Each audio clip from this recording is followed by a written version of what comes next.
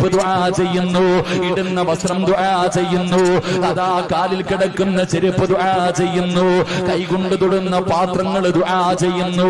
ഒതുവെടുക്കുന്നതിന് വേണ്ടി വെള്ളത്തിലേക്ക് കൈയിടുമ്പോൾ നിനക്ക് വേണ്ടി വെള്ളം പോലും ദുആ ചെയ്യുമെങ്കിലോ ഇതിനെക്കാലം എന്ത് പ്രതിഫലവാ വേണ്ടത്? ഇതിനെക്കാലം എന്ത് പ്രതിഫലവാ വേണ്ടത്?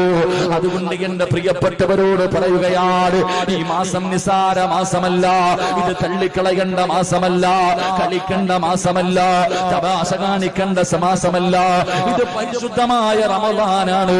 മോനെ, റമളാനിന് നമ്മളെ സ്വർഗത്തിൽ കൊണ്ടുപോകാനും അവസരമുണ്ട്, നരകം വാങ്ങിത്തരാനും അവസരമുണ്ട്.